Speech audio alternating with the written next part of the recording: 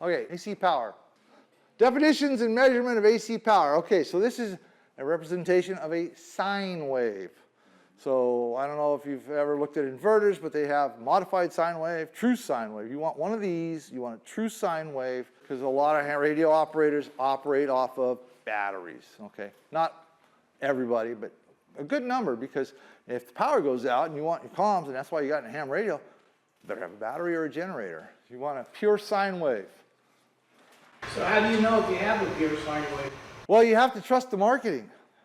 How dangerous is that? Warning, a DC voltmeter will read the average voltage. Well, we got this curve, and that's an exact reciprocal, and so the average is 0.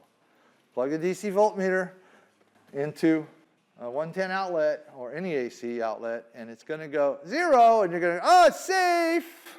That's it. So that right there is, oh, with the oscilloscope, it's easy to read the peak maximum voltage of a sine wave. So that's the peak maximum. In the formulas, you're going to see V sub pk, peak.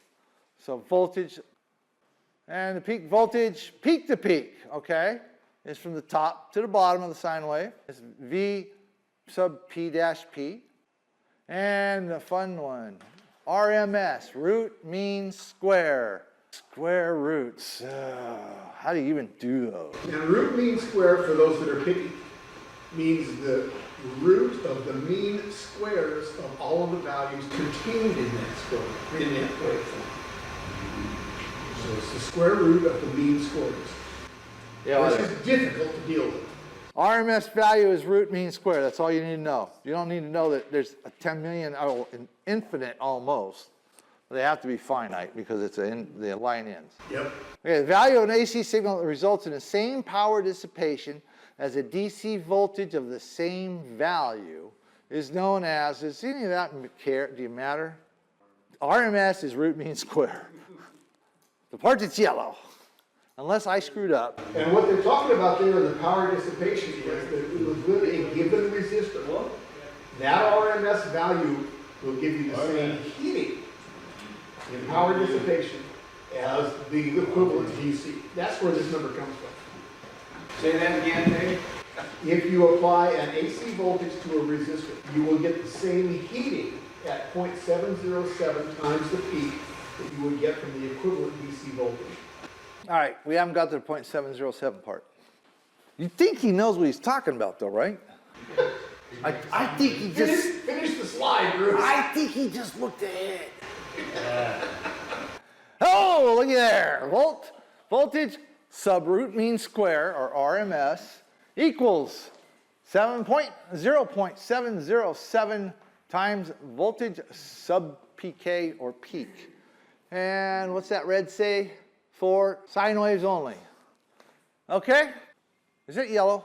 No. Don't write it down. Why is your pen moving? I write this stuff down when I need it later. When I'm using my books. Root mean square. Oh, calculation. That means math, right? Yep. Ooh. It's a root, and it's a mean, and it's a square. All in one? That's got to be a huge formula, right? Got to be a mean one. All right, what would be the RMS voltage across a 50 ohm dummy load dissipating 1200 watts? And it's in yellow. That's what scares you. That's the scary part. Ah, but there's the formula.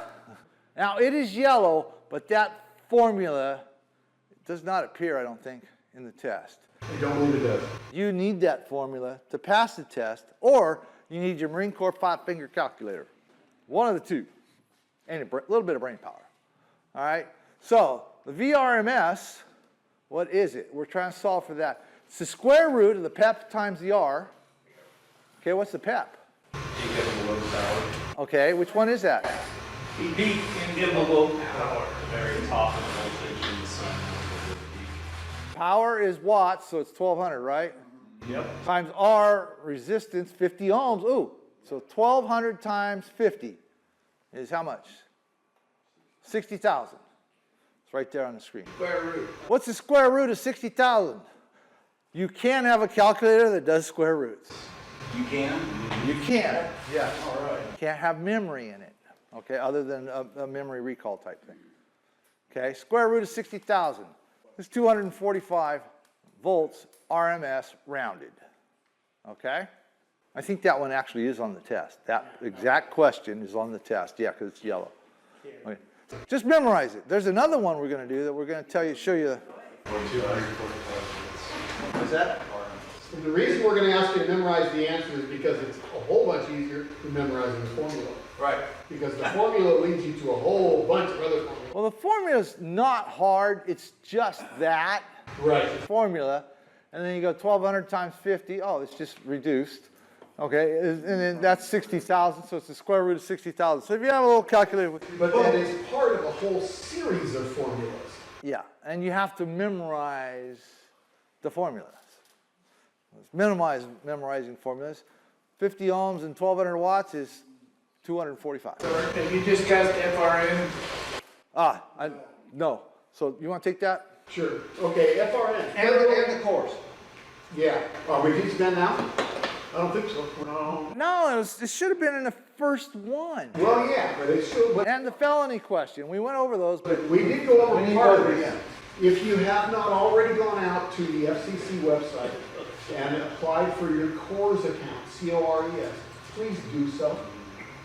Because your CORS account automatically issues you what's called an FRN, Federal Resource. With that FRN, that is your entry into your FCC account at any point in time. Do they contest you have to have it? Yes, you do. You have to have your FRN. and you have to have a CORS account in order to pay for it. The CORS account you're going to need specifically to pay the FCC. But the FRN is your reference point. Yep. And you've got to have both. So if you haven't already done that, now's a good time. That way, if we have to deal with an irregularity, we can do that now before you actually get to crunch time.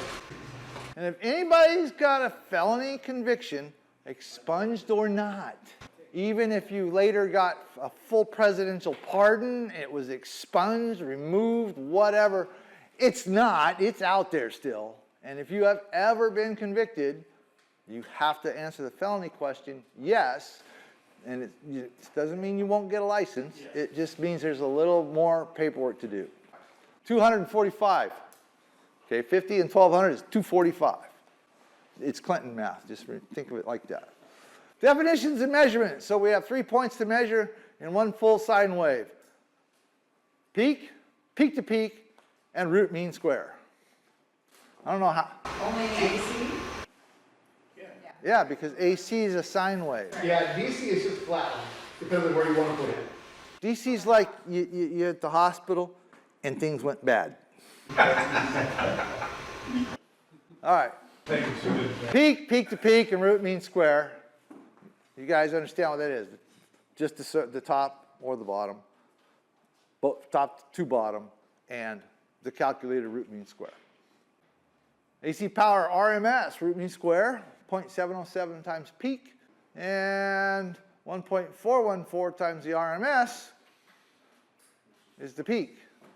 So if you know the RMS, you can get the peak with double of 0.707. So you only got to remember 707, because 707 times 2 is 1.414.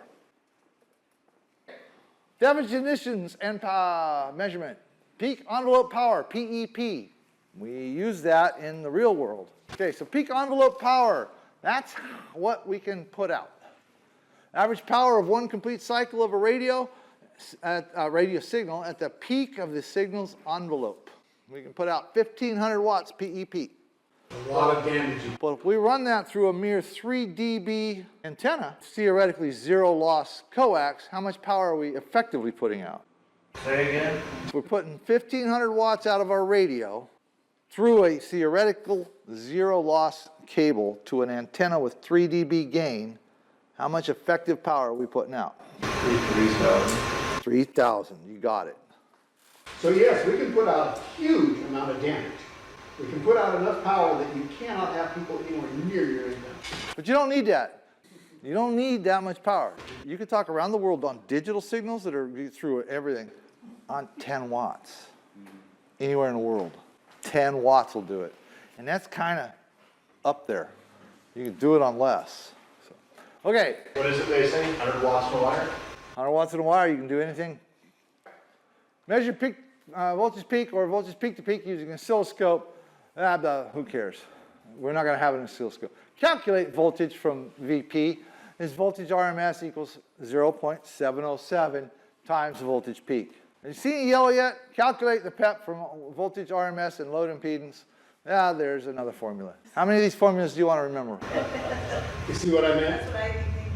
There's the question. The ratio of peak envelope power to average power for an unmodulated carrier. That means you didn't put any information on the carrier. It's just a raw signal. 1. You got a little silent electronic wave going. That's unmodulated. That's perfect. That's 0. Ratio, don't worry about ratio, blah, blah, blah, blah. An unmodulated carrier is 1. You will almost for sure have this question. I don't think I've seen a test that didn't have it. It's going to happen. Unmodulated carrier is 1. 1200 something and 50 ohms. What's the answer? 245, right? All you know is 250 ohms. 1250 ohms, 245. 1200 watts. So that Doesn't matter. 1200 something and 50 ohms, because there's only one question. That's an earlier question. Question on the test. Yeah. It's an earlier question on the test that was just memorize it. All right. What is the peak-to-peak voltage of a sine wave with an RMS voltage of 120 volts? Well, let's see. We want peak-to-peak, so we got to work the other side, right? We have the RMS of 120, so it's 2 times 1.414 times 120. And that's going to give us the voltage peak-to-peak. So what's the answer? Nobody has a calculator out, right? 2 times 1.414 is 2.818 times 120. Let's see what the next one says. 339.4, rounded. Is that what we got? The ones that are calculating it? 1.4 times 120 is almost 1.5 times 120. So 120 and a half would be 6180 times 2 is 360. So depending on what the question is, we might be able to just do it that way and not have to do math other than in our brain. Rounding things off makes a lot of questions easier to answer. Well, it depends on how far you're rounding it from. It depends on how close the choices are, too. Yeah, the question, the answers that you got to choose from. Did anybody calculate that out? And did you get what? 339.36. 0.36, so rounded to 4. That's 4. Anybody else calculating it? Oh, questions? Bruce, you want to give them a break before we start on the question? Yeah, let's do that. Here we go. What is the PEP, the peak envelope power, produced by 200 volts peak to peak across a 50 ohm dummy load? 200 volts peak to peak across a 50 ohm dummy load. So what's it going to be? 200 times 50 and the square root of that, right? Yep, 100. What's 200 times 50? It's 100. 200 times 50? No, I say the answer is B. You say the answer is B. So what's 200 times 50? 1,000. It's more than 1,000. You missed some zeros in. 2 times 5 is 10, and we got to put in 3 zeros, so it's 10,000. Okay? Yep. Square root of 10,000 is what? 100 times 100 is what? So we did the math without a calculator. Well, I did anyway. More than 5 fingers. A number times itself is what? The square root of a number is the number times itself that gives you that number. So 12 times 12 is 144. Okay? 144, the square root of 144 is going to be 12. Keep that in mind because that'll help us here in a little while. If you bring a calculator with a square root sign on it, it'll do it for you. Okay. Makes it a lot easier. There's a way to calculate it, but it's a pain in the behind. All right. Which value of an AC signal produces the same power dissipation in a resistor as a DC voltage of the same value? AC signal produces the same power dissipation in a resistor as a DC voltage of the same value. Is the... Charlie. Hey, somebody owned it with confidence over here. It is Charlie. The root mean square. What's the RMS voltage of a sine wave with a value of 17 volts peak? I got an alpha. Okay, could it be 24 or 34? No. Why? Because it's lower than the peak, right? Peak is 17, it's got to be less than 17. Okay. Okay, so here's the cheat. Anytime you're talking RMS, think about it as 2/3 of the peak value. And you're going to be so close that you'll get the answer. 2/3 of the peak value. Dave's saying it's about 2/3. So 2/3 of 17 is going to be... 2/3 of 18 is 12. Yeah, there you go. What is the ratio of peak envelope power to average power for an unmodulated carrier? Is what? Bravo. Bravo! All right, what is the output PEP of an unmodulated carrier if the average power is 1060 volts? Unmodulated. Unmodulated carrier. 1 times anything is? It's bravo. Bravo. Same number. What is the peak-to-peak And voltage? notice, please, one of those questions, the previous one is on the tech exam. Excuse me, it's on the general exam. This one is also on the general exam. It's a twofer. So you're only going to get one of them. Hey, this one's on there too. Peak-to-peak voltage of a sine wave with an RMS voltage of 120 volts. RMS is 120. Well, okay, so let's use the 2/3 thing, see if we get the answer right. The RMS is 120. We got to add a third to it. So we got to take the 120 and add a third. So a third of 120 is, what, 40? So 160 times 2 is 320. All right, what would be the RMS voltage across a 50 ohm dummy load dissipating 1200 watts? Bravo. Bravo. Bravo, 245. And how'd you get it? We memorized it.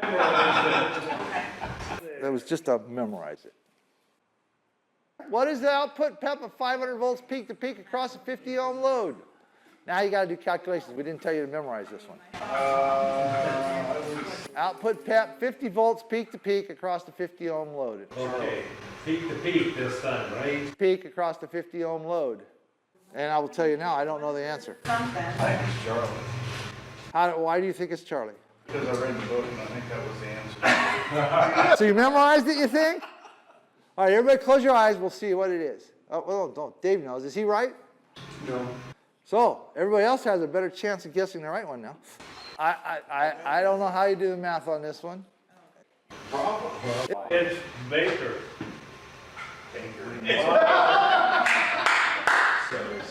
Well, he got it wrong too. It's not Baker.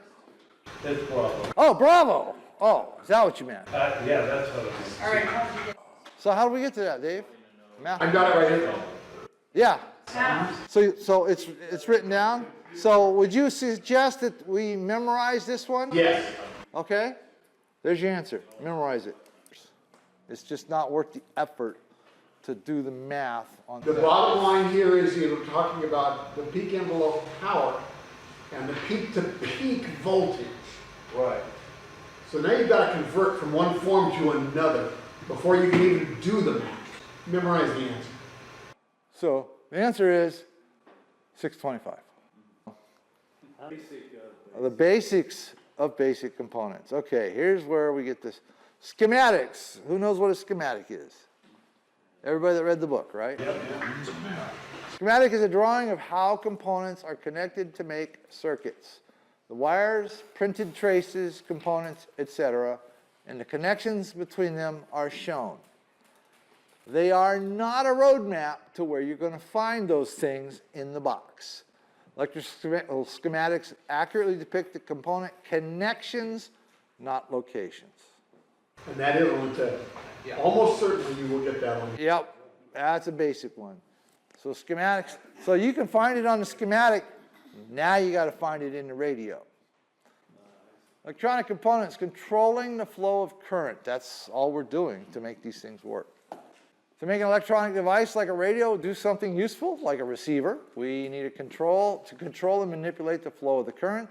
There are a number of different electronic components that we use to do this. We've talked about some of their values and things.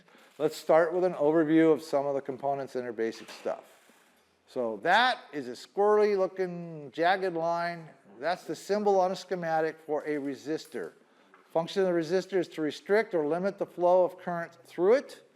It's also could be used to generate heat. So your heater has a coil in it that is a resistor, and it's designed to generate heat.